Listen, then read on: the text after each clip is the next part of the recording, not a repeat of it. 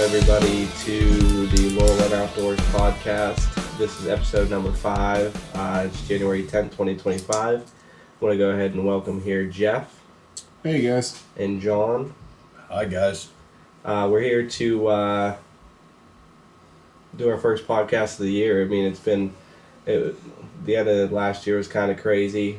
We got through hunting season, so we went through archery deer, rifle bear, rifle deer, and I just moved. We thought they had that one right over there. All I did was move. 48 seconds in. Why is the table shaking? We went through it. There's the big hunting seasons there towards the end of the year, and it got a little bit busy. With the winter and everything else, the holidays. So it's been a little bit, but we're back. We're ready to talk. We had a lot of stuff happen this past hunting season. A lot of laughs, just like usual. One of the people we laugh at the most is actually our guest for tonight. So if you want to go ahead and introduce yourself, and I'll have to hear from you tonight. Hey, how's everybody doing? I'm George Pavlovsky. I'm from around the area here, and I just want to say thanks for bringing me on the show. I'm pretty pumped to be here, and can't wait to tell some fun stories. He's from Jim Thorpe. When he's mad at us. When he gets mad at everybody, he's from Jim Thorpe. He's not from That's true. Here. That's so, true. I usually say I'm not from around here, so. Yeah, got to make that straightforward. The other thing is we have to say we had to resort to Velwood Farms lemonade, diet iced tea, and Sheets coffee. So, way to go, Steve. Way to go, Velwood Farms, because Cliff, I'm sorry, I got to go plow tonight.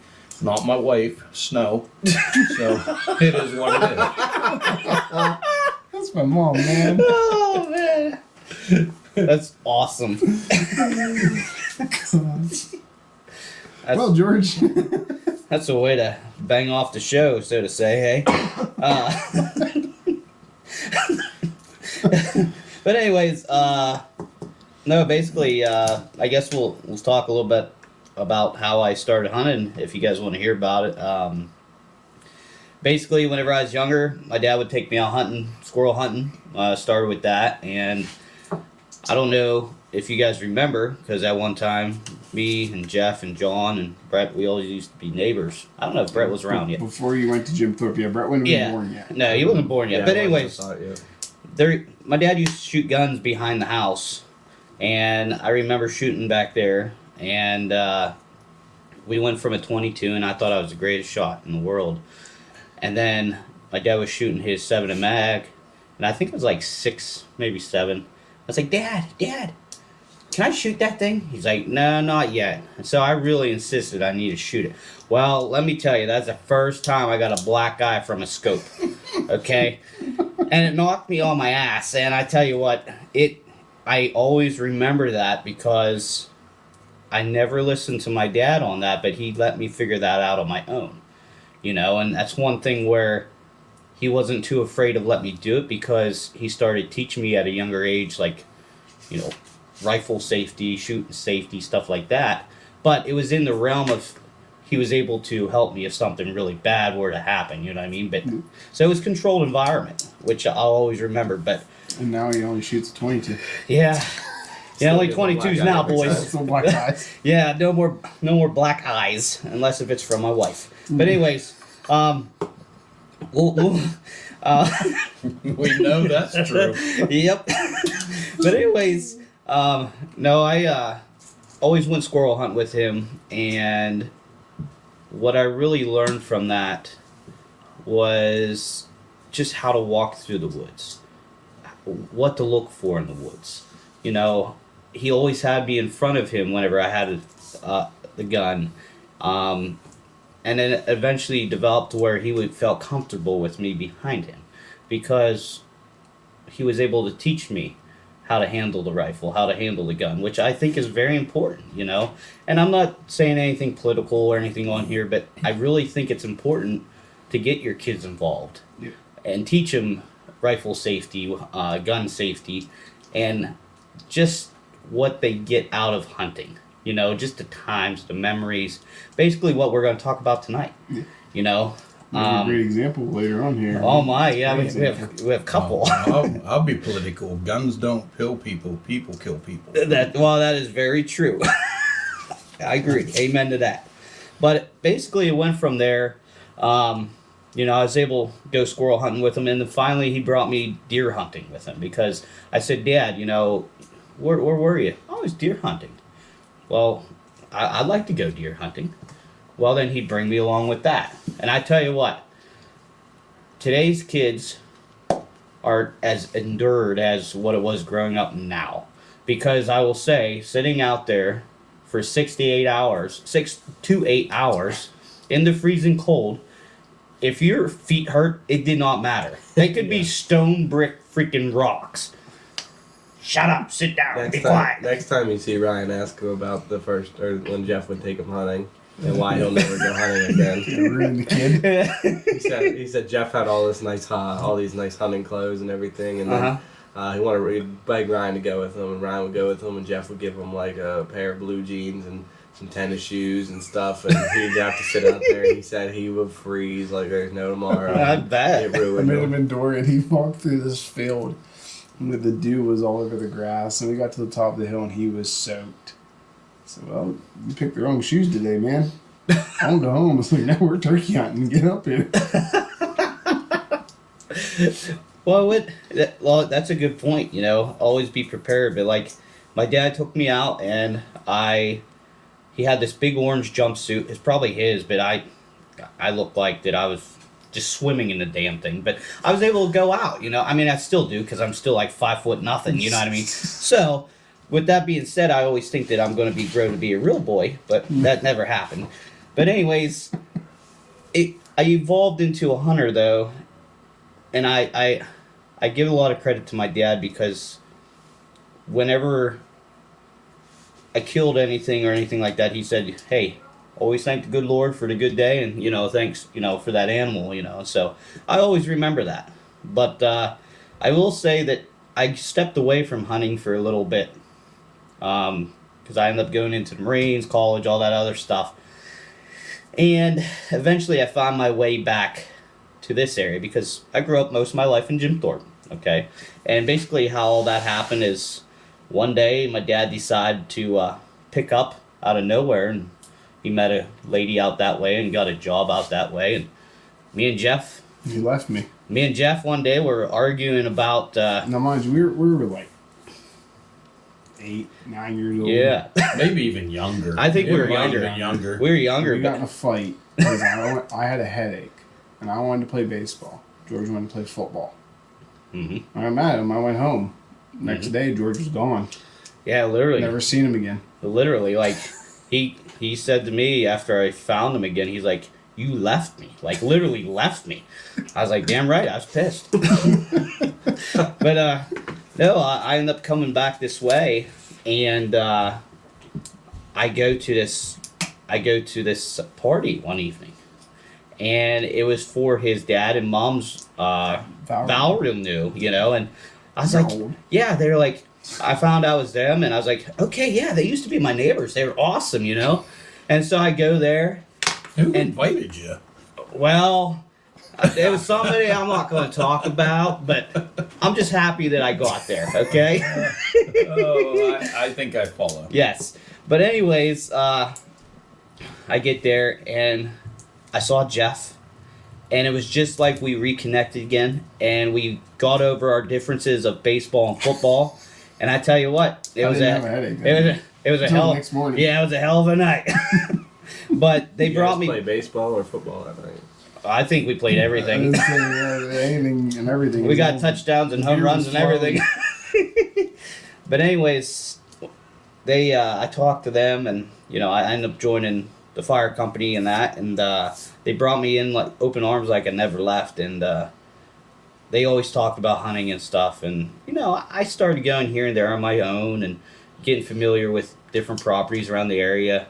And then one day they asked me, "Hey, you want to go driving for deer?"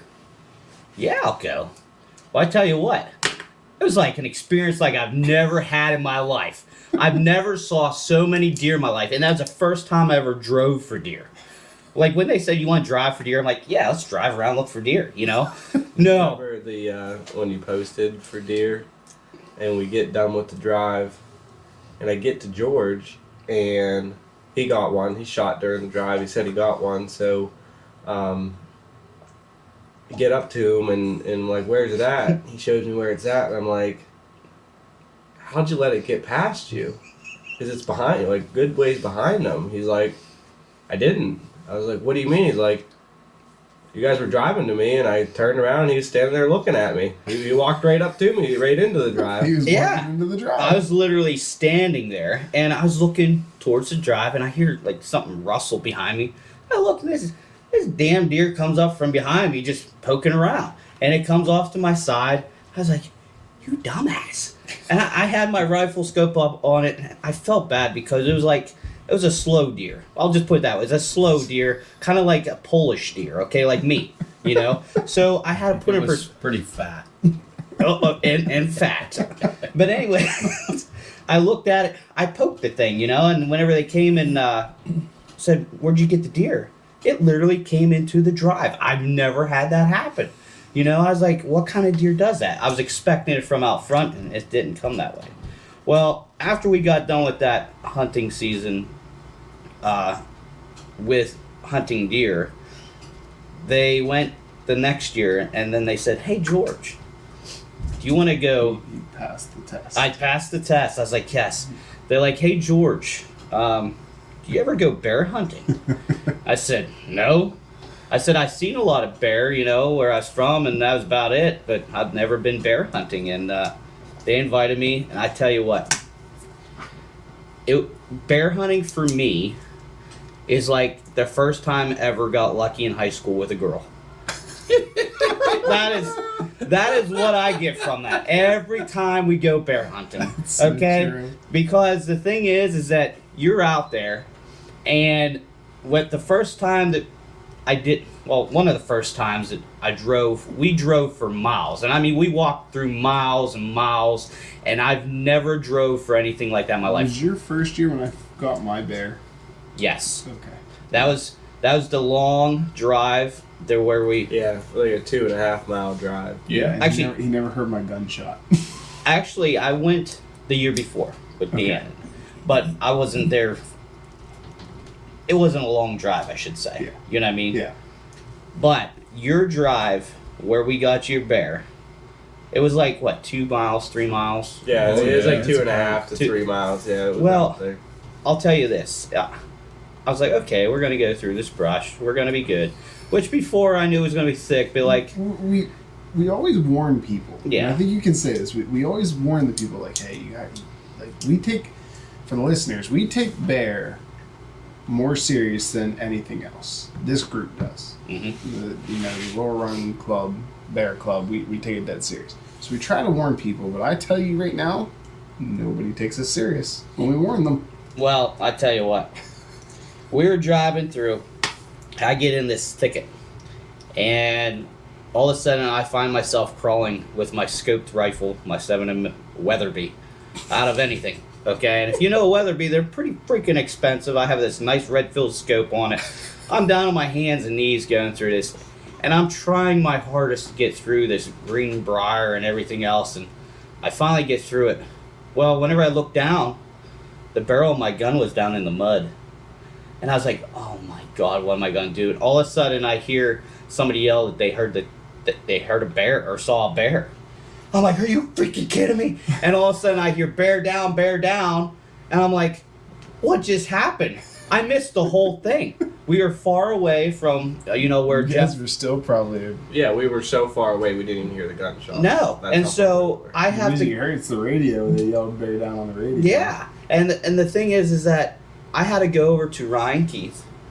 We get sticks broken off from the tree, and he's getting the, everything out of my gun. We still think there's bear running through there. My heart's racing. I'm like, oh my God, I just screwed up majorly on this. So, but that was one of the first times.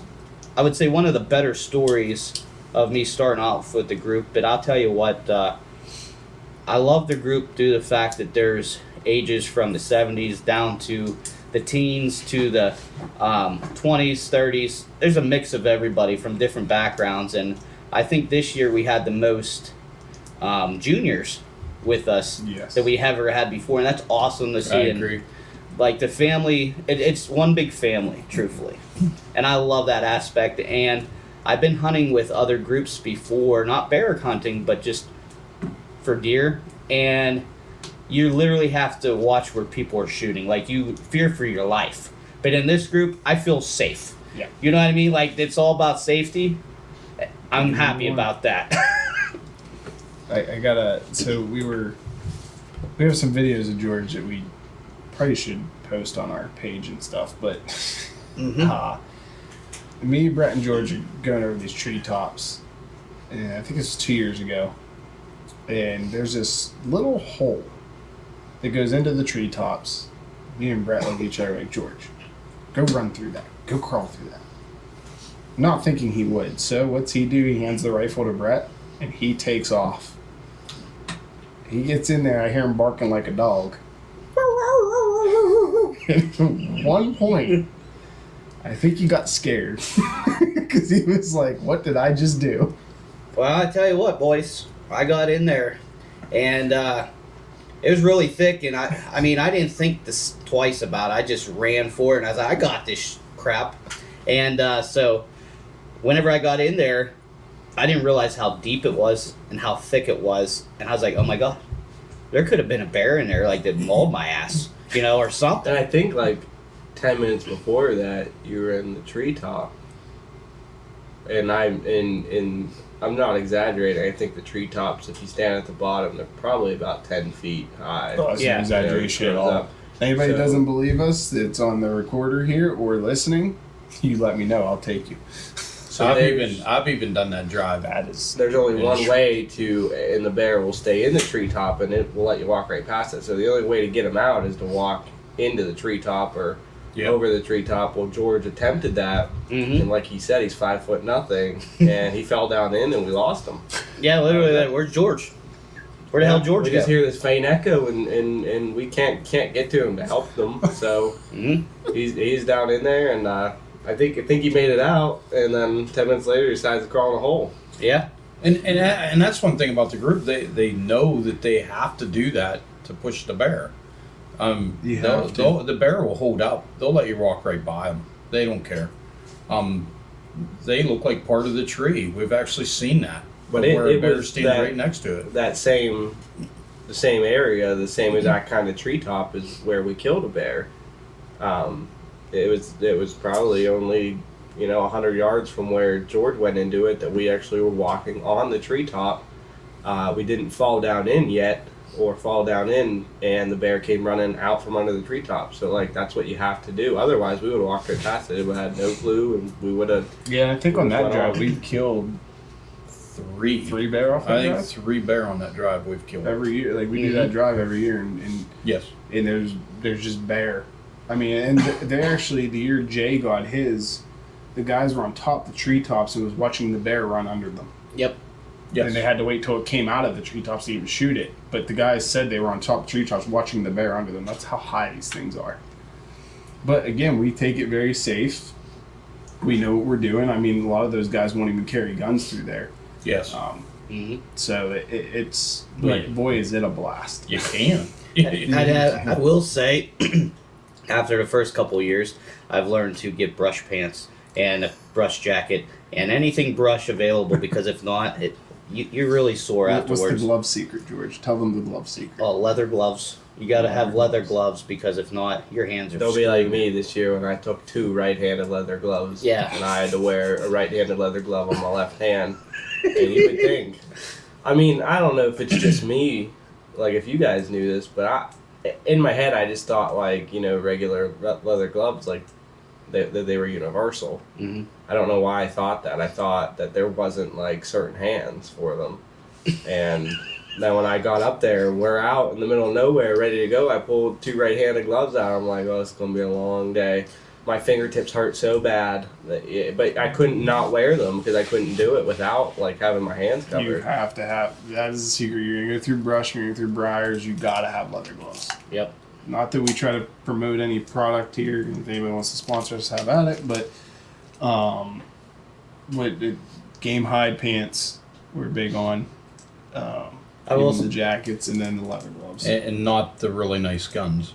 Yeah, not The the really nice nice ones. looking guns. Yeah. The guns that are, believe me, we go and get the regular, normal, everyday gun. Yep. And we hunt bear and we get the ones with the ones that people will walk up to you and say, that's a cheap gun. Well, I don't know. We've killed some deer, we've killed some bear, and We've you- gotten it. not that we're not against the weather because we all like them, but or a Browning or whatever, or a Howa, but we've done pretty good with our synthetic stock savages and. I tell you what, I Boom. wish I had a Ruger. synthetic stock. Ruger, Yeah, that wooden stock gets Oh beat my up. God. Ruger Americans Wow. and things like that. So I mean, if we're gonna talk about your gun, why don't we tell the coyote story? Oh my god. Oh yes, yes. Absolutely. Please. Well, so I'm very notorious for not shooting my gun in before bear season. I'll admit it, first person to admit that. I hope you do next year because I seen your gun. Well, last day. yeah, last day it kind of fell and took a topple after everything. But anyways, Before that, that wedding we went to that night. yeah. But anyways, we were out there doing a drive. I was posted, and my buddy next to me, his name's Jake. Well, he radios. He saw something out in front of us that just keep a lookout. So I did, and here, whenever we were there, I saw a couple coyotes. They kept going back and forth, back and forth. There's 3 of them, and there's a small one, medium-sized one, and this monster one. Well, the monster one ended up leaving. The small one goes over towards Jake, and he demolishes it. Well, then all of a sudden I'm like, shot. one shot. He Jake takes it out. So the third one comes over my way. He's running pretty fast. I put the crosshairs on it. I shoot it. And I hit it back a little bit further than what I thought I was going to. I was like, oh, crap. Well, it goes down. And as it goes down, all you hear is and this thing is like yipping to all beat. And it's taking forever for George to shoot another shot. We're like, what is he doing? Somebody eventually gets on and says, somebody please shoot that thing. Like, what's going on? Well, come to find out. Well, I knew my gun was off, and I didn't have it sighted in. So I took the cap off of my windage knob, and I ended up sighting it in onto it. Did a couple clicks to the left, and I sighted my gun in. I felt like that it was going to hit it, and it did, and I shot it right where I need to. So I basically sighted my gun in while shooting that coyote. I've never heard of that in my whole life. When we got done with that drive and they said what happened, I was like, I can't believe it, but it worked. Yeah, and I'll tell you that Redfield scope, you don't need that the end of a coin or something to do it. It's a toggle where you can Yep. do it with your hands. Oh, yeah, you just do it So with it's your so much easier. So I will say though, if I had to use a coin or That'd something, be I would even probably better. yeah. But yeah, Oh, second shot was right down. I took it right down, baby. It was dead on, Yep, and then yep. from there on, I didn't have to shoot my gun, and we're good. But yeah, we ended up getting 2 coyotes. Yeah, that was good. Still didn't get them back, but we're all right. Oh my. Yeah, we this year we've had a very good year. We all started out. Archery was to be designed by all of us. None of us did good in archery. Bear, we did very well. We started after archery season. We went into bear, and then Yeah, the first day of bear, we cut tracks. We know we jumped immediately. About 10 minutes in, cut tracks. Followed them, and it just seemed like it ran, out of our drive. And just throughout the day, we had different signs and stuff, but we didn't see anything that first day. I don't even remember what the second day. second day's the kill. The kill. Yeah. Really? Yep. Yeah, Jeez. Sunday. Yep, Sunday. It was Sunday. definitely Sunday. First drive. I only made it till noon the first day because I was really sick. I thought that was the third day, but yeah, you're Yeah, right. it was Sunday. It was Sunday. I was in the kill zone. Yeah. The kill zone. Yeah. Okay. My wife bought Death me a Valley. truck that day. Death Oh. Valley. Death Valley, baby. The bus stop. The bus stop. Listen, we got our radios, and there was a school letting buses out. We picked them up on the radio, so we got me and George were on the radio. This was not this year. This was another year, but I didn't know it was me and It Brett. was last Brett. year. Yeah, it was last Yeah, year. it was Yeah. last year. No. I didn't say anything. It was Scotty. Oh, okay. We just started dispatching buses, and they would get back on the radio. They're like, "Bus 3 isn't here yet. Why did somebody say Bus 3 come down?" We're like, "Bus 5. Bus 5 is here." And so we get back on, "Bus 5 isn't here." We definitely did that. Well, then I found out it was one of my daughter's schools. Purchase line. Yeah, purchase line. Yeah. We were up there by Bear Run. Bear Run. Yeah. Yeah. So yeah, we got Jake ended up getting the kill Sunday. His first drive, we got a bear. It's pretty disappointing when you live for these days and I get the phone call they got a bear and I couldn't be there. My wife won't let me go outside the house. He was deathly sick. I was sick the whole way through deer season. What else is new? I only went out. Yeah, what I this This went. is like your 5th year in a row. Yeah, no, I hunted a lot the last couple. That it goes clear back to your 8 point that I was sick that year. But this year here was disappointing, very, very disappointing for me until Thursday before the last day. Yeah, we had a buck. Yep. We we went through the rest of the day. We only got one bear this year with our group. And then we went to deer season. And you got to remember when we say we did really well, we did well. I mean, we look at one bear as doing well. We finally did the We count. don't care. We have killed at least one bear. Now we've killed multiple in a year. Yep. But what was it, George? We figured this out. We were skunked in 2020. It's COVID.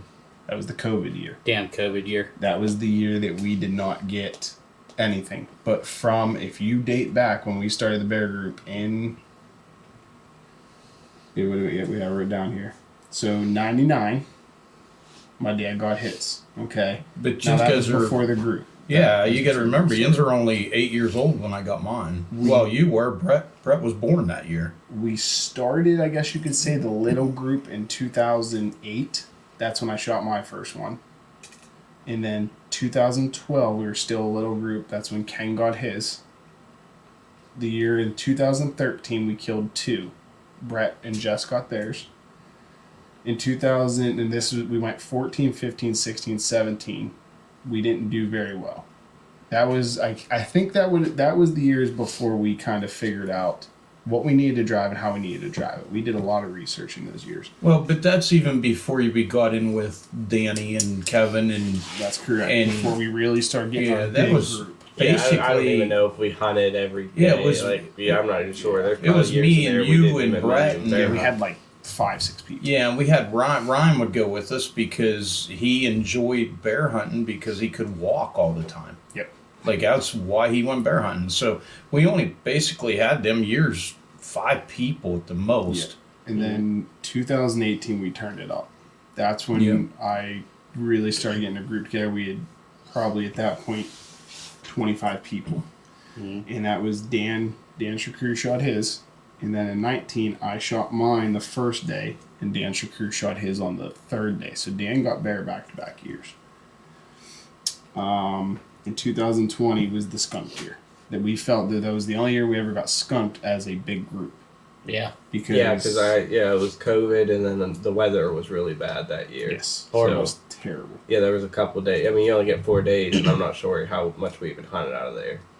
Would yeah, but are you because Sunday didn't come into play until 22, right? Wasn't Yeah, it was the still first 4 Sunday? days though. So it was Saturday, Monday, Tuesday, Wednesday. So you still had 4. Yeah, you're Yeah, we right. still had, yeah.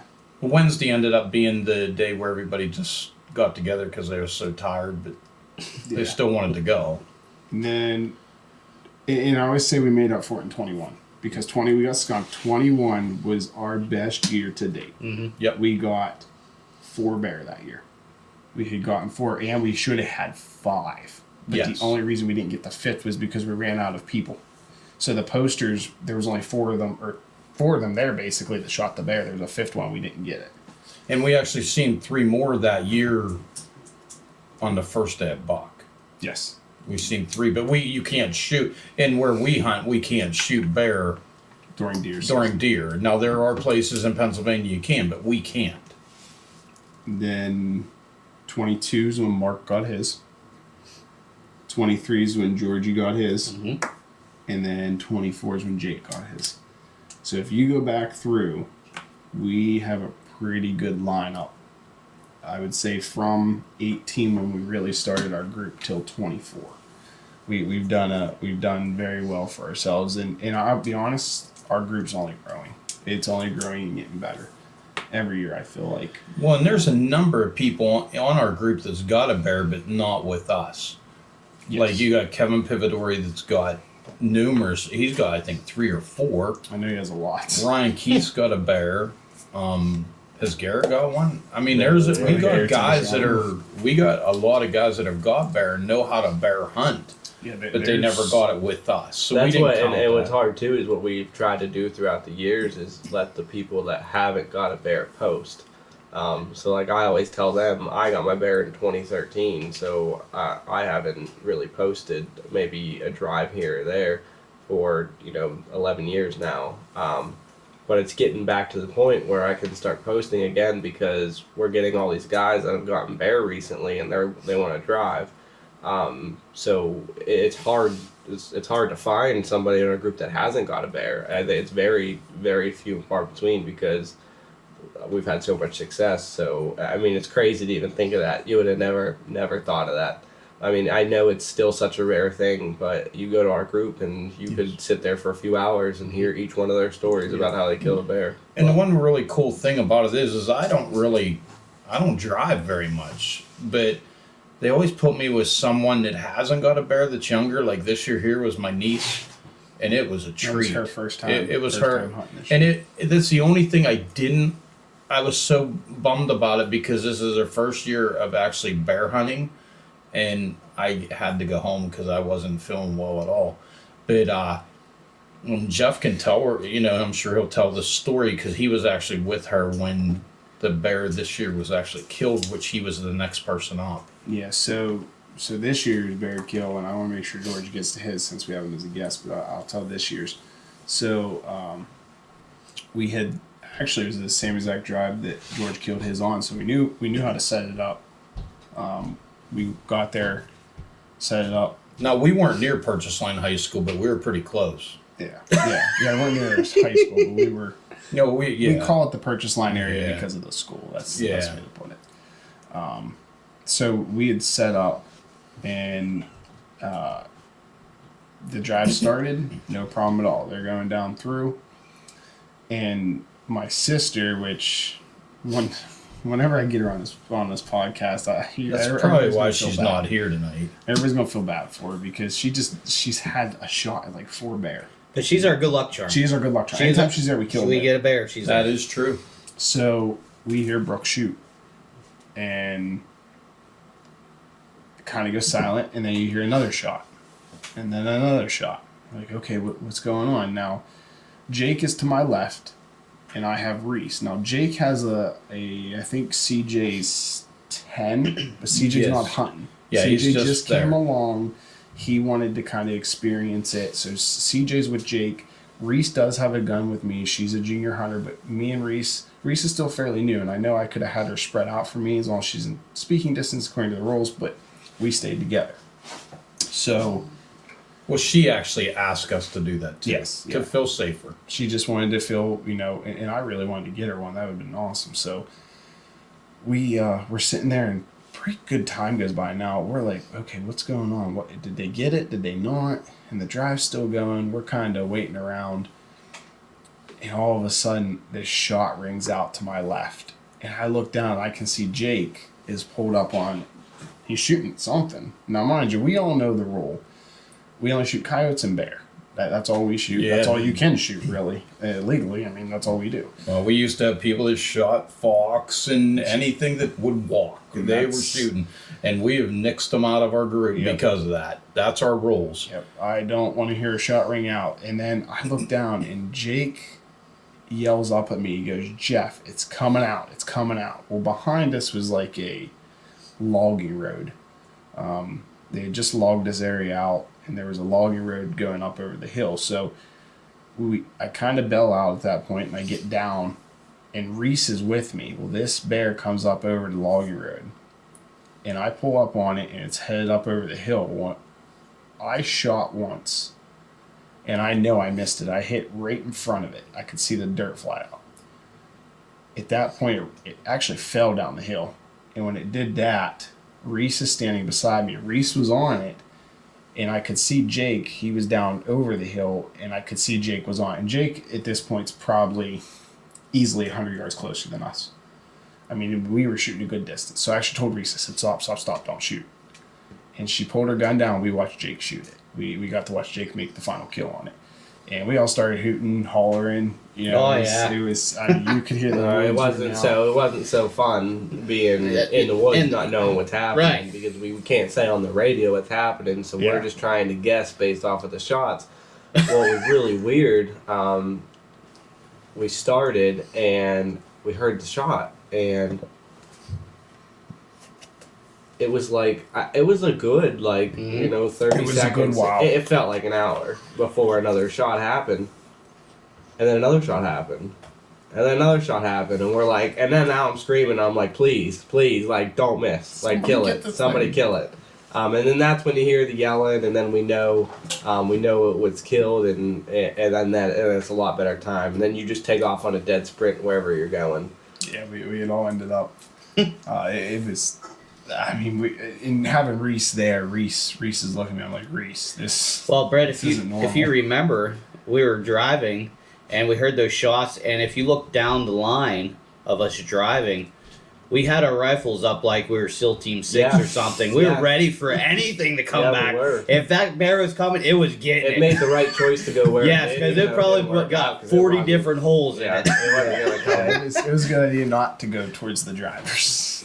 It was definitely better. But I mean, I guess you could say it was a good idea for it to go the other way. It was you, that Scotty, myself. I think it was Cole off to my left, but everybody I looked my left and right had their rifles up. It was awesome. I mean, it was like everybody was ready and on point. It was. But honestly, it was like the same when you killed yours. I know you weren't driving, but I was in the same exact spot. But I was driving that one. Maybe not the same exact spot. I was probably 50, 75 yards away where I was when you shot. But it was the same thing. It was the shot Exact same thing. and the shot and the shot, and it's like, oh my god! Like, please just kill it. Get All right. these there. You get so nervous because Yeah. you don't know. You don't know what's happening. You don't know, and it's Adrenaline rush is awesome. So I guess same spot. You can tell your bear story, and don't forget my little jab. I got you. So, we're going to put on this drive, and it was the last drive of the day. And by this time, I'm tired. It was last day too. Yeah. That was it. That was Yeah. the last drive. Yeah, it was the last It was drive. the last drive total. And everybody gets cranky, everybody gets tired, and I tell you what, it was a little cold, and I was like, you know what, I don't want to sit. I don't want to sit this one, I want to drive. Well, they said, well, you're going to have to post because you know how to set the posters up. Well, I get all pissed off at Jeff and Brad. I'm like, gosh damn it, I got my daughter with me, I'm going to be cold and this and that, so And his I'm like, daughter fine. was another one that was with George, but doesn't have nothing. She wanted Yep. to come out for the experience to learn hunting and see how it goes. And she came with me, but I set up the posters and this, and we were sitting there for a while, and it was getting to the end of the drive. You could hear the hooting and hollering getting closer from where we were, and then all of a sudden somebody yells bear. I'm like, what? And then my daughter's like, Dad, bear, Dad, bear. And she was more excited than I was at the time because it was like kicked in reality that there was an actual bear out in front of us. even though you're bear hunting, you don't expect there to be a bear. Exactly, because this is the first one that I actually seen out in the woods coming towards me, Well, it's such a shock. It's such a shock to look and be like, holy crap, that's a bear. Well, it was pretty wide open out in front of me. I could see the bear coming down through, and there's an older fella to my right. His name's Tom. And if anybody met Tom, he is a hell of a storyteller. He makes bear season 10 times better. That's my Danny story. I'll share it with you here in a moment. But anyways, he lets one rip. He lets one rip at the bear. Pow! And I'm like, oh crap, he's going to get this bear. Pow! Well, the bear keeps running. I'm like, okay, it's coming towards me. It comes to the valley, goes down, and it starts coming up on our side. And all of a sudden, I mean, this is the first time I've seen a bear in front of me. So, well, not only that, this bear decides to stand up on its hind legs. I mean, I've never seen a bear in the woods, let alone stand up on its hind legs, okay? It looked to its left, looked to its right, and whenever it did, I put my scope right on its chest, and I bet you that scope was going back and forth, right and left, because how much energy, like how much... Probably hoping to God you were sighted in. Yes, yeah, because I didn't sight it in either. So I was so worked up at that time, and I had my daughter behind me. Dad, shoot! Dad, shoot! I let that trigger squeeze. I squeezed the trigger, and whenever I did, it fell back, and I knew it was dead. But I put another one in it just to make sure. You know, I did, because I didn't want to lose it. I knew all the work that everybody put into it.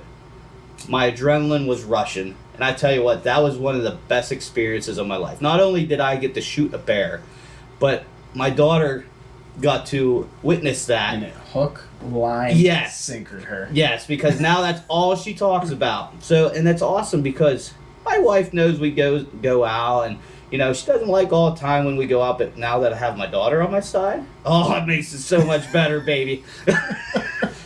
But I tell you what, that experience, it will get anybody rattled. I don't care if it's your first or third one. I've seen many guys how excited they get, and I think the best moment after shooting that bear was the guys coming that were driving, just come running towards me, and one of them was Scotty.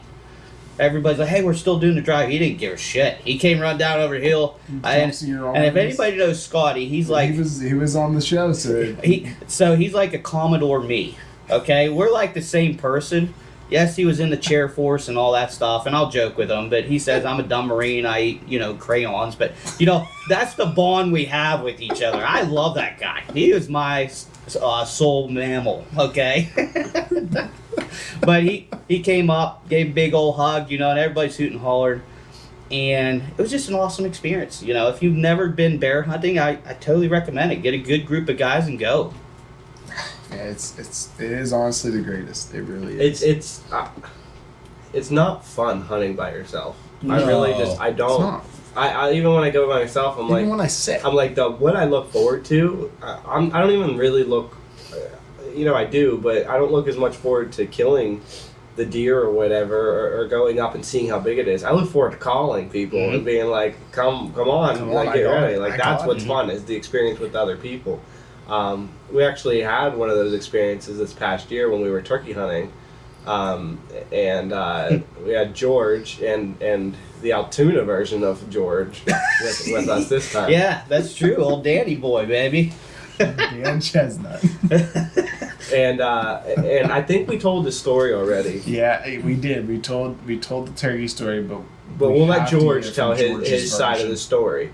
So George, if you can take us to on our way to Clymer. Okay, so on our way to Clymer, we decided to stop at Sheets. Well, everybody's getting something. Well, I decided, I'm hungry. I got to get something to eat here. So I got some coffee, and I got This is my favorite. This is probably one of at least top 3 favorite. And I remember, I hate turkey hunting. I despise it. But these guys, they were like, just come with us. Well, so I'm like, okay, so He's I'll come. screwed this year. He just doesn't know it. And we were having fun, and this was just the beginning. This was just the beginning. So this is my first year really going out and discovering what turkey hunting was about. But we stop at Sheets, and I end up getting this mozzarella cheese stick. Actually, I got one here. I got one here. Show the camera. I got one for everybody. Oh, hey. All right. Oh, All right. God. I knew we'd bring this up, so I don't know if you like it or not, but Anyways, what it is I can't eat it mozzarella after you tell us. wrapped in prosciutto, okay? I had to get everybody one. But anyways, we decided after we get in the vehicle, we started talking about a turkey's anatomy, about how turkeys mate. Well, I felt like a really weird person because I was like, well, guys, it's right here on my phone. What? They go, what? I said, you guys want to know how they mate? It's right here. It's, you know, there's turkey should say, you know? But anyways, we were like, we knew that one didn't have a penis and the other one didn't have a girl's anatomy. We're like, well, what do they have? Well, here they have what's called a cloaca. Well, if you look at the damn cloaca, it looks exactly like this mozzarella prosciutto thing that I love to eat. So, I guess I eat cloacas. But anyways, that's the running. So we're laughing about this Yes. as we're pulling into the next spot. Yes, and We're we- laughing and then we make the corner and then It's funny if there was a turkey there. yeah. yes. So we get there and all of a sudden Brett looks up into the field where we're going, and he's like, guys, stop, look. And there's this massive looking bird out in the field. He's like, oh my god. He thought we were messing with him. Yeah. He thought we took him there to mess with him. Yeah. And we kind of knew that birds were up there. Me and Jeff were up there a day or two before. So we knew the birds were there, but we didn't know that that big boy was right there. So we drive back and we get parked and Jeff's like, okay, everybody hurry up, get out. Well, me and my Polish mind, okay, I set my coffee cup in the middle of his vehicle. I didn't put it nowhere. I was so flabbergasted. I was trembling and shaking to get everything on. I'm like, oh my god, we're gonna get a turkey. We got it. It wasn't a coffee, it was a damn Cappuccino. cappuccino. Okay, it was a cappuccino. But anyways, Fucking French vanilla. Sticky son of a... well, we get out and he's like, here, take this decoy, hurry up, put it in the field there. You know, I'll be right back. Okay, so we hurry up, start setting everything up. Well, me and Ches, we sit directly next to each other. Like, literally, his shoulder's on my shoulder. Brett comes behind us. He has the camera to start filming this. Well, I was parking the car. by that time, we had the two... And I was in a ditch. we had the two decoys set up, and all of a sudden you see these hens start coming up over top of the field there. They're like, oh my god, they came in really quick. And so I go to Ches, I'm like, Ches, don't move, don't fucking move. And he's telling me the same thing, you know, we're real quiet. And like, Oh, you guys gotta know, George can't hear. When I say he's a 35-year-old guy that just cannot hear, he needs hearing aids. yeah, so if And it's anybody not wants, just a wife thing, it's a true thing. It's the truth. if anybody would like to donate some, I'll give you my address after this, but that'd be great. Hearing aids anyways. But anyways, we were sitting there and we're both like, don't move. And all of a sudden, Jeff comes running out of nowhere to our right. And he has no idea that these I can't see hens the turkey or the hen. I have can't see them. no clue that they're in the field. We're like, Jeff, stop. And he couldn't hear us. And then Jeff's like, God damn, Jeff, you gotta stop. And so finally Brett gets a hold of him. And I don't know how that transpired, but he got him to stop it. Jeff was not fully clothed. Like, no mask, his gloves, and he hides behind this tree. in the fetal position, basically. Yeah, he couldn't do nothing. And so me Now, and mind Ches... you, I'm the caller. I'm Yeah. the one Like who's what you do calling. in school if there's a tornado. Yeah, That's how that's Jeff was exactly what he looked Exactly. like. I just hid behind a tree in the fetal position. And me and Ches were like, oh my god, Jeff's gonna mess this up. They're gonna see him, whatever. Well, anyways, as he finally gets down, all of a sudden more turkeys come. There's a couple jakes coming behind these hens. And these hens are now by the hen decoys checking the hens out. And literally, it was probably, I'd say, a good 10 yards. If that. The hens were away from. Closest I've ever been to a turkey. And they were like, you know, doing their thing. And all of a sudden, this big-ass Tom comes from nowhere. And you could tell he was strutting his shit. You know, he was real big and puffed up. And there was another Tom in front of him, but he wasn't the man of the group because he tried puffing up, and every time he did, he went right back down. He knew that who his daddy was, so to say, okay? So he's like, I ain't fending that boy. He kicked my ass. But anyways, they come up through, and here, what we didn't know is that there was actually a gobbler by Jeff. Yes, there was. So what happens is I'm in between George and Chaz together, and then Jeff's on my right, and I'm in between both of them. And Jeff's like getting my attention, and he points behind him, and I look behind him, and there's just this Tom, 20 yards, not even, 15, 20 yards from George where he could shoot. I look over at George and Chaz, and they're huddled together like the Forrest Gump movie whenever they're Yeah. and their eyes are closed because the hen's in front of them, and I'm like,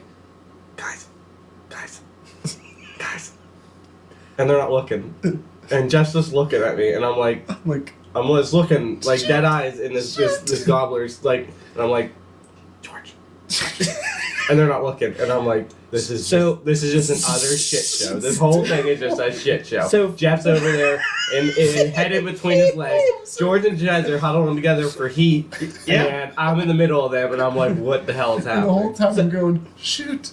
So from where we were, there's this little bush and tree where we could not see anything that Jeff saw, and he could not see the birds in the Couldn't field see anything they where could see. what we saw. So we're like, oh my gosh. So finally, the one hen comes around us, and I'll tell you, Jeff's really good with the call.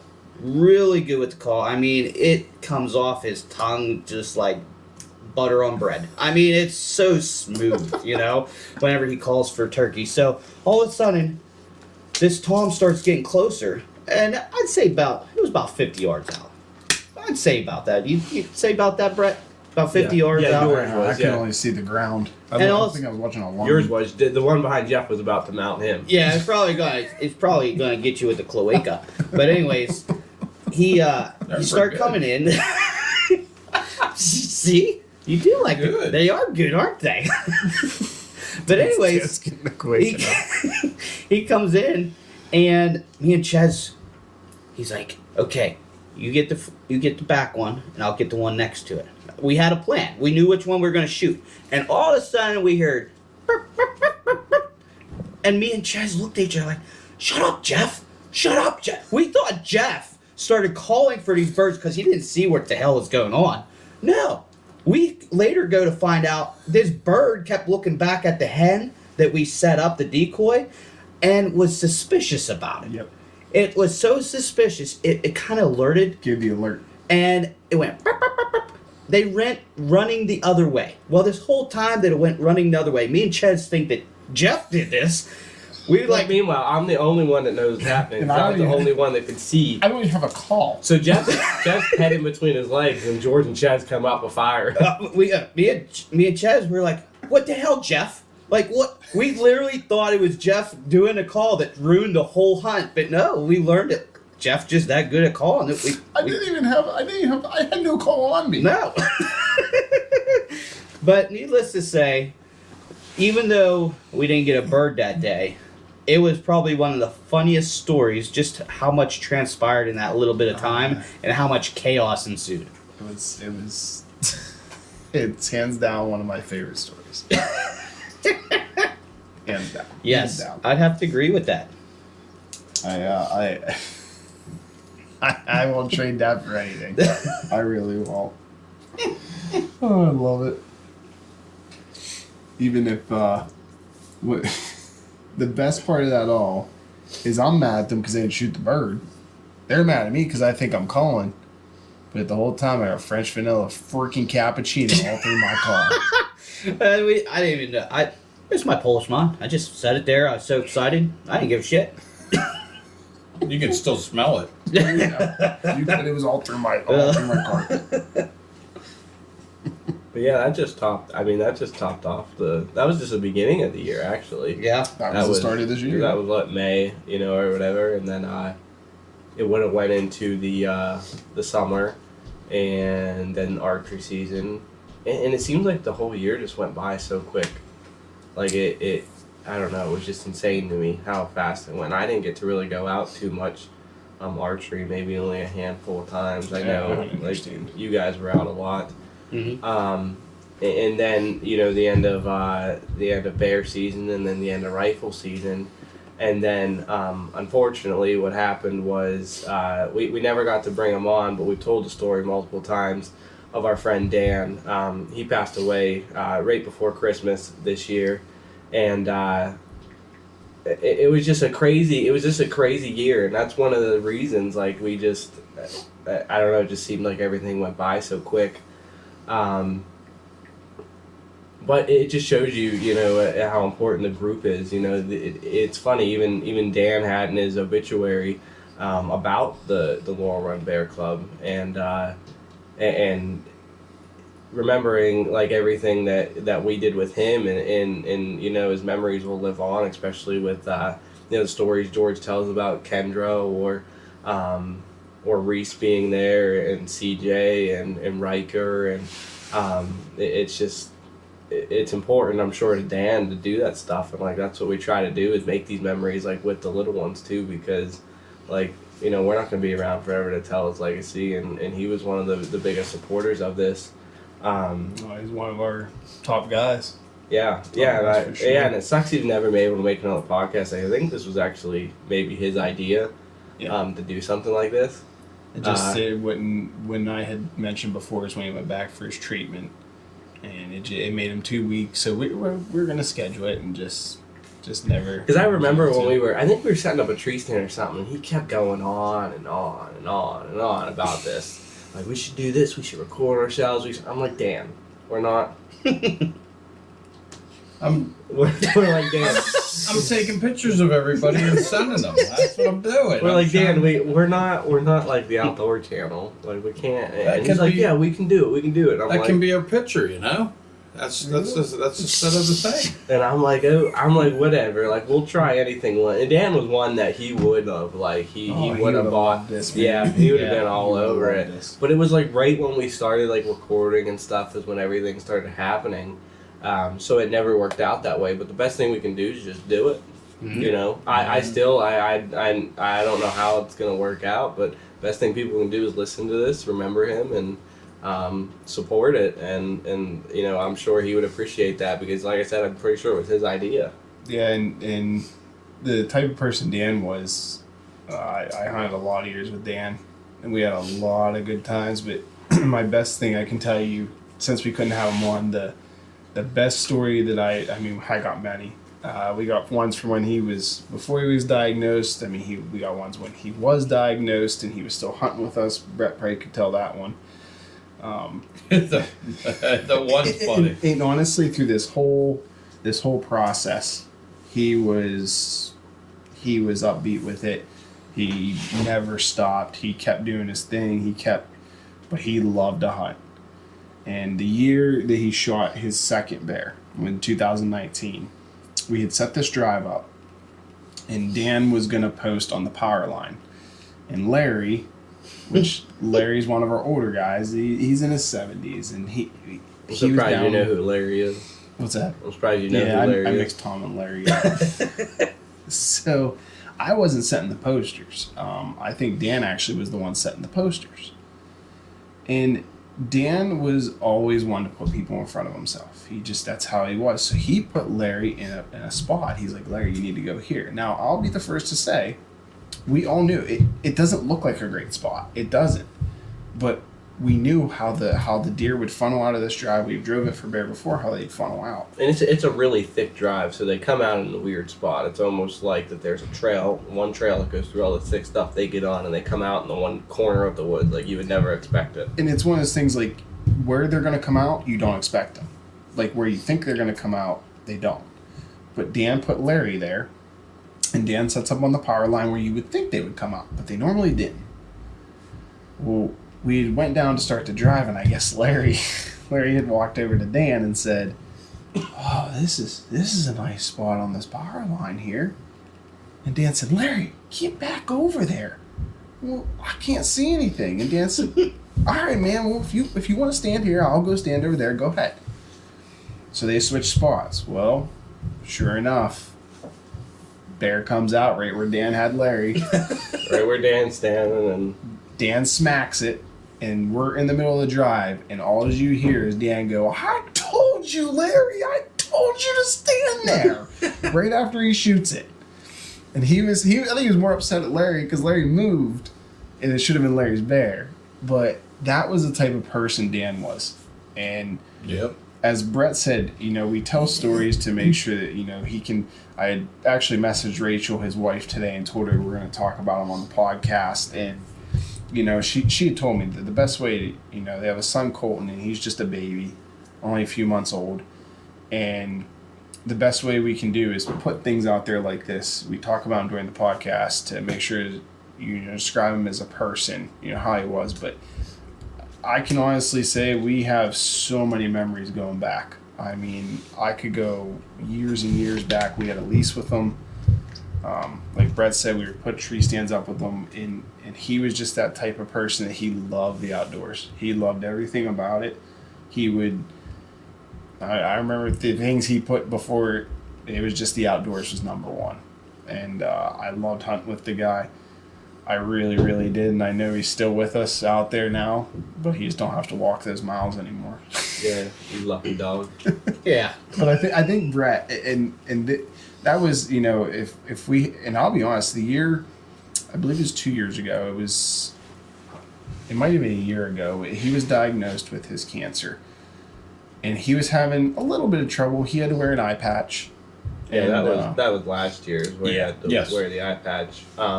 He still hung with us. I mean, it's like anything. I mean, guys are a lot more ruthless than girls.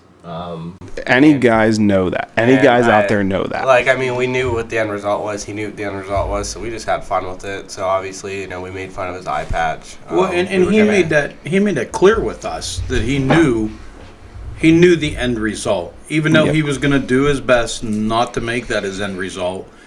He knew it. But he didn't, and he wanted us to treat him no different. He was like, you guys we're going to be the exact same. I'm going to do the same stuff. We're like, okay, man. Believe me, we didn't treat him any different. Nope. No, because we were going to get him a brushed eye patch so that he could actually. Yeah, we wanted to call, what was it, the place where makes the pants now, so they had an eye patch for him. An eye patch. Game hide. Game hide eye patch. But he, like he said, he didn't want to treat it any different. He came out. And this was, he even almost drove a year exactly to when he passed. Yep. And he came out and he did tell us, he got cold easy. So we try to make accommodations and stuff. But he was still out there. And I remember one of the drives we did. He's driving his truck. He's dropping people off for the drive. He was going to post. We told him, we're like, you don't. He's like, oh, I'll be the last guy. Like, I'll walk down there. I'll be fine. I'm like, damn. And he's like, I'll be fine. I'm like, all right. I was like, I remember him turning to Div. Don't treat me any differently. Yeah, okay, so man. Like, all right. So and get to the end of the drive, and I was the last guy, and he was the last guy, and I walk up to him. He's standing there, and he's got leaves all over him. All over him. He was covered. I said, "Damn, what happened?" He's like laughing so hard. He can't even tell me what happened. I'm like, "Damn, what happened?" He's like, "I can't even walk anymore." And I'm like, "What?" He's like, "I fell 3 times." He's like, "I fell 3 times." He said, "I was just laying there laughing at me." He's like, "I was like a turtle. I couldn't even get back up." He's like, "I'd walk, I'd fall." He's like, "I'd get back up, I'd fall again." He's like, "I'd get back up, and I'd think I'm fine." Nope, lay back down again. And I was like, "We told you." And he's like, "Oh, I don't care." He's like, I don't care, whatever. But I was like, how am I supposed to explain this to everyone? How are we supposed to explain this to Rachel? You have cancer, and we're sticking you into rocky woods, and we're gonna go back with all these bruises. Like, what do we sound like? And he's laughing. He's like, I'm telling you, you should have seen me. I was like a turtle. He's like, I couldn't get up. He's like, I couldn't get up. He was covered, and he said he's like, because the eye patch would mess with his like equilibrium. Yeah, basically he wouldn't know where to step, and he said he went down. He said there was one point I just laid there, and I was like, what is happening? And then it was very shortly, then very next drive, we did take him to an easier spot. I think that time, maybe because he was cold, I don't remember. Yeah, because we can't tell the stories that he told us. Oh no, we can't. Because they're super inappropriate. But I can tell you this much: say that he had a good sense of humor about his condition, because it was the funniest things. If you ever want to know the story, us personally, you ask us and we'll tell you it.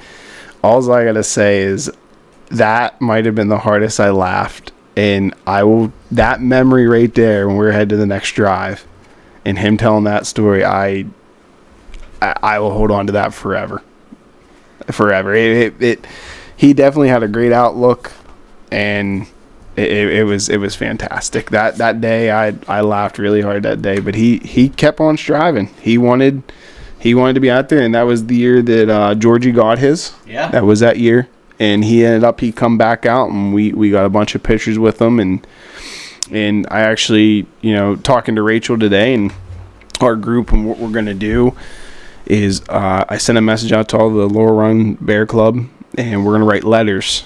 They're going to put letters in a box for his son Colton, so that later on, once he grows up, he can read these letters and be able to, know who his dad was, and try to ease that, into him knowing who he is or who he was as a person. And I think even with this podcast and us telling stories, that I'm willing to tell any story about Dan, because I got plenty of them. Yeah, I mean, even if, and that's why I said, just listen if you're out there and listen to the stories, because even if, say 10 people listen to this podcast, we told Dan we'd do it, so we just got to keep doing it. And, I mean, that. that's all we can do. I won't stop.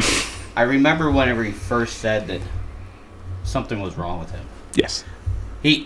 He said that he had double vision, if you guys Say remember. he didn't drink enough coffee. He didn't drink enough coffee. He ended up shooting. We made fun of him. Yeah, he had shooting Yeah. missed. He made fun of himself. Yeah, and Yeah. he missed. I forget. He missed, and he put like 3 or 4 shots out there. And he's like, guys, I need more coffee. I don't know what's going on. I can't see what the hell I'm doing. Double vision. He said, I've got double vision. I think he was like, it was that damn COVID. Yeah, Yeah, 'cause damn that's COVID. right. But we were starting making fun of him, like, yeah, you can't shoot, blah, blah, blah.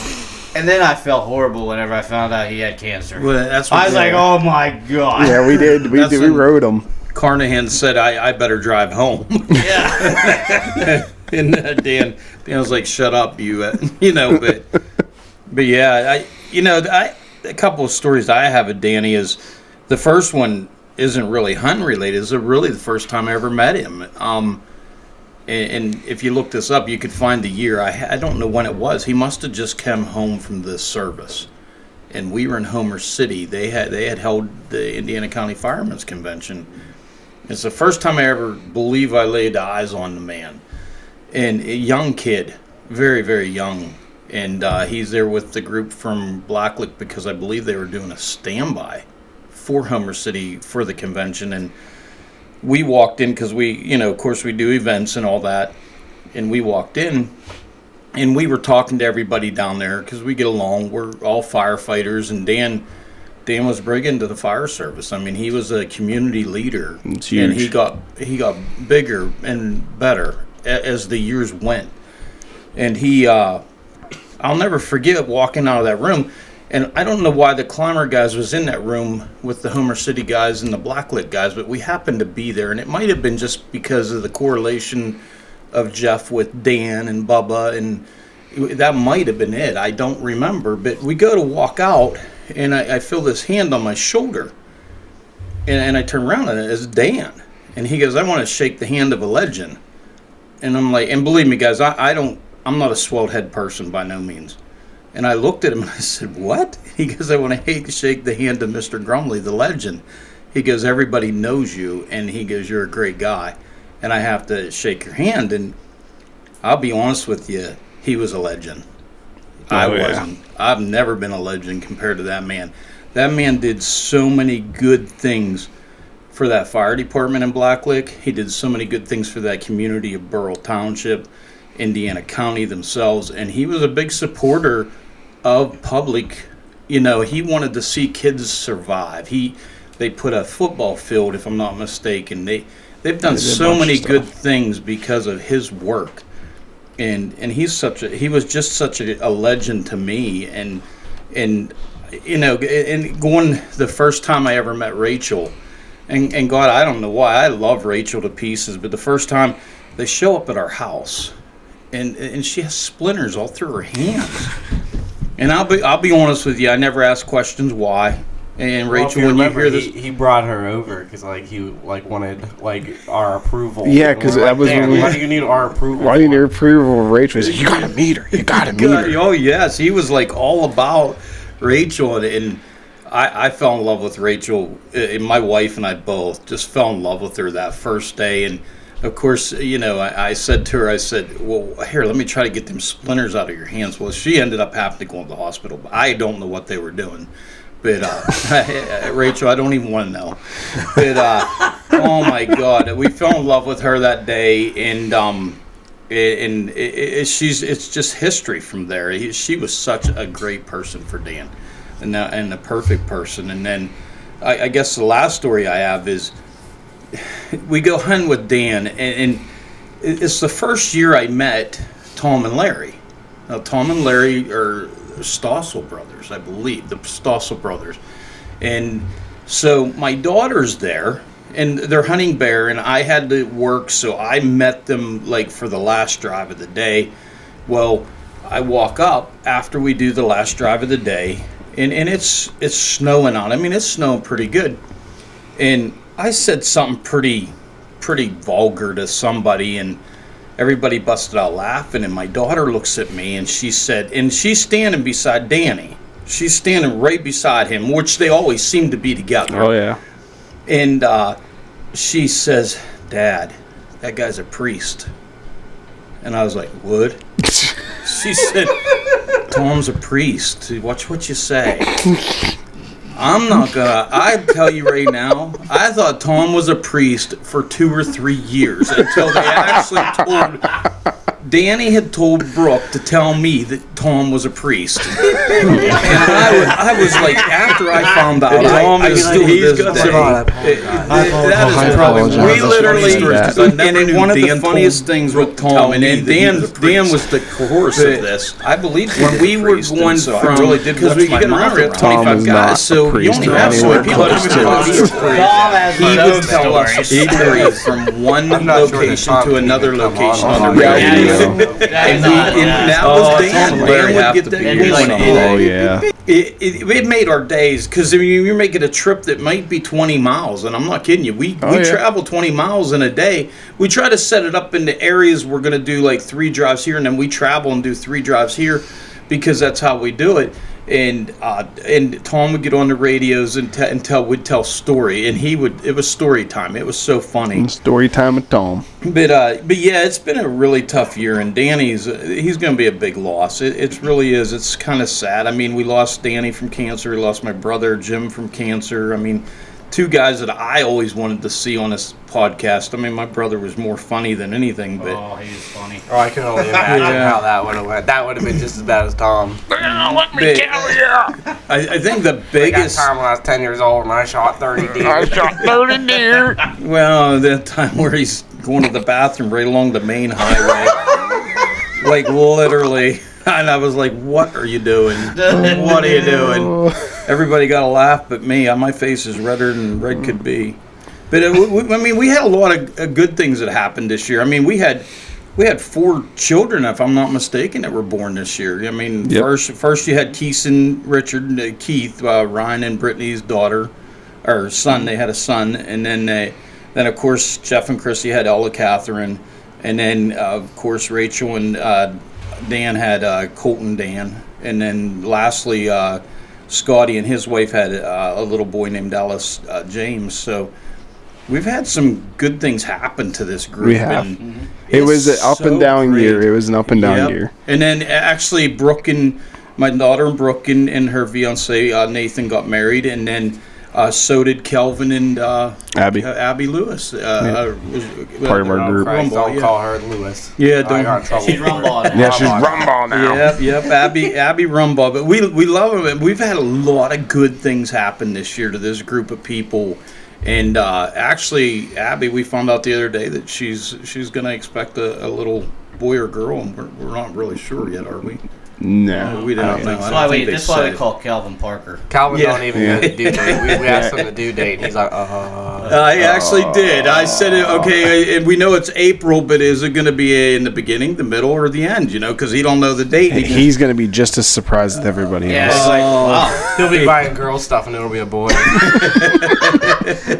And let me tell you, told me. he's such a good apple. He really is. But we've had a lot of good luck this year with. Yeah. And even though we had bad luck, you know, we had some really good luck. And of course, Danny, you know, he passed away right before Christmas. Yeah. Literally, 3 days before Christmas. It was such a sad time.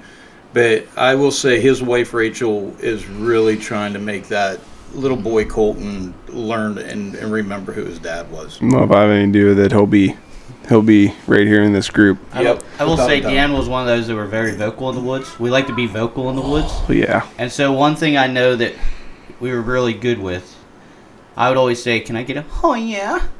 And then all of a sudden he'd be like, "Oh yeah!" Every like, time. really loud. I Oh mean, my gosh, I forgot about that. it would be so freaking loud. That was was- one of the favorite things to do with Dan because it didn't matter where you were.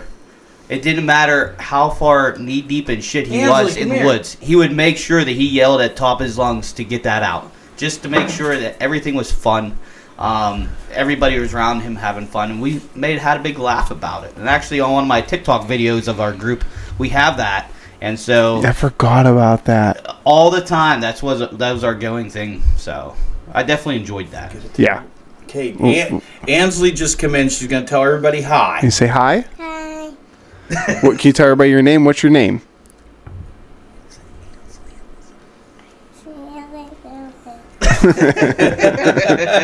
Ansley, what's Daddy's hunting truck called? Regulator. The Cricket-Gator. Say it real loud. Say it real loud in there. Just like this. That's my little 3-year-old. She decided I think she's coming down to tell me good night, huh? Well, and the thing about it is she actually went hunting this year for their first time. She did. She went hunting, and you didn't see anything, did you? See, Did you see any No. buck deer? And, No. yeah, doe deer. Doe. Deer, yep. Did you have a Rito? Yep. Yep, you had a Rito. who'd you talk to on the Rito? Chase. You talked to Chase? Chase. Is Chase on the case? Yes, he. Oh, look at this game. We lost her. Well, I'll tell you what, we're over an hour at this point, this- so we can go ahead and wrap up. I think we'll be doing this more often now, like I said, after the holidays and everything's over. Thank you to George for coming Appreciate you, Thanks for buddy. having me. I had a Appreciate you. great on. time. I'm sure it won't be your last time, so just pay attention, to the Facebook page, Instagram. We'll just keep trying to keep everybody updated. I do have a end of the year 2024 video I'm working on that I plan on getting onto our YouTube, and I plan on getting our podcast onto our YouTube. This is going to be our first actual video recording of this one, so hopefully this one worked out and I can get it on there. Ben, I'm still waiting for my beaver wallet. We'll see if you listened all the way through. Yeah. But yeah, thank you all for listening, but we'll go ahead and get wrapped up here, and then we'll see you next time.